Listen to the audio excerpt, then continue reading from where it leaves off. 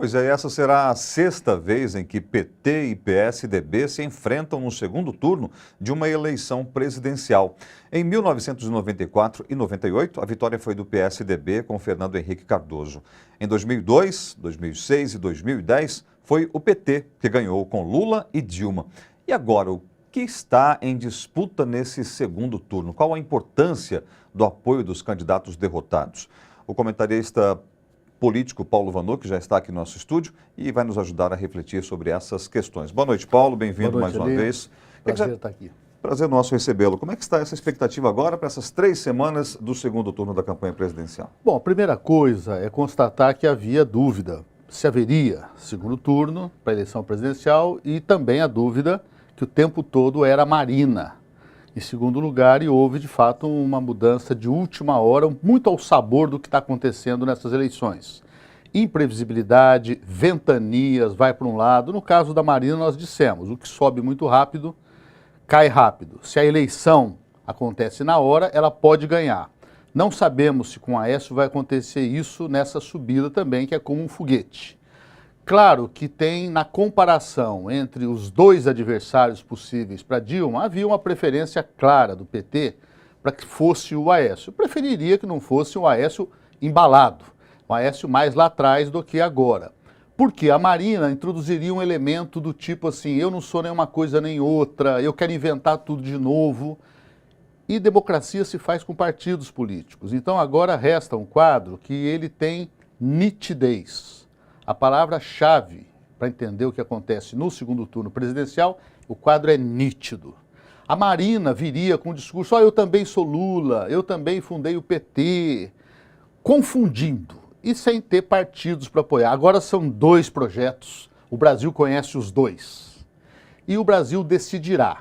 Se a maioria do eleitorado entender que é preciso voltar ao período neoliberal, em que a inflação era controlada à custa do desemprego, os salários arrochados e, claro, vai ser o argumento de Aécio para dizer que a economia brasileira está parando, ele tem a receita.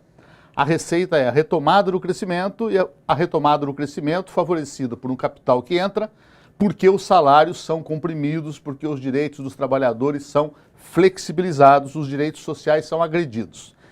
E Dilma dirá que já houve isso no passado, ela falou inclusive fantasma do passado, e vai perguntar para o cidadão brasileiro se prefere voltar àquela experiência e comparando o enfrentamento da crise nos 2 casos. O governo Fernando Henrique teve crise, o governo Lula-Dilma crise também.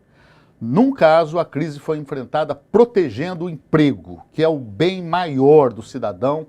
Se o salário é um pouco menor, não importa. Quer dizer, na hora que vem o desemprego, a família se desestrutura, a esperança acaba.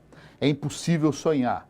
Então nós vamos ter agora 3 semanas com essa perspectiva. Terminou com um resultado favorável a Dilma, 8 milhões e meio de vantagem. Claro, se trata agora de mexer os pauzinhos para não deixar os 2 eleitorados principais, Marina e Aécio, se somarem. Isso não acontece historicamente. São percentuais diferentes. O jogo está aberto e o cidadão, na democracia, vai escolher qual é o caminho melhor, Eli. Agora, nos estados, nós temos algumas regiões que também enfrentarão o segundo turno. O que é que a gente pode esperar, Vanuc? O cenário mais também nítido é uma impressionante mudança, diferença entre sul e norte e nordeste do Brasil. Então a Dilma venceu, e para quem é paulista como nós, estamos em São Paulo, às vezes é até difícil perceber qual é a realidade do país. Porque nós somos marcados por ser o local onde se formou um ódio, uma restrição ao PT, com uma espécie de onda, em que você vai ali nos jardins de São Paulo, onde eu moro, no restaurante, é muito comum uma mesa gritar para outra. Vamos tirar aquela mulher de lá, etc. E usa termos muito duros. No Nordeste não é assim. No Nordeste, a Dilma atingiu 70% no Piauí e acima de 60% em quase todos. Em São Paulo, ela termina 4 milhões de votos atrás, mas na Bahia, 3 milhões na frente, no Ceará, 2 milhões na frente. Então, só Bahia e Ceará já suplantam o déficit dela em São Paulo. A campanha dela terá de ser agora uma campanha muito centrada em São Paulo. E com resultados estaduais também muito importantes. A favor de Dilma, a vitória surpreendente na Bahia e a vitória histórica em Minas Gerais. Será um argumento de debate Dilma contra Aécio. Olha, se você é bom assim, por que perdeu a eleição em Minas Gerais no primeiro turno? O povo de Minas não quer o seu projeto. E em São Paulo, o contrário. A grande vitória de Aécio, resultado de uma situação no Estado em que ninguém acha o Geraldo Alckmin um grande governante, mas prefere que ele seja mantido. O que também questiona a tal vontade de mudança que junho de 2013 tinha mostrado, as pesquisas reafirmam até hoje.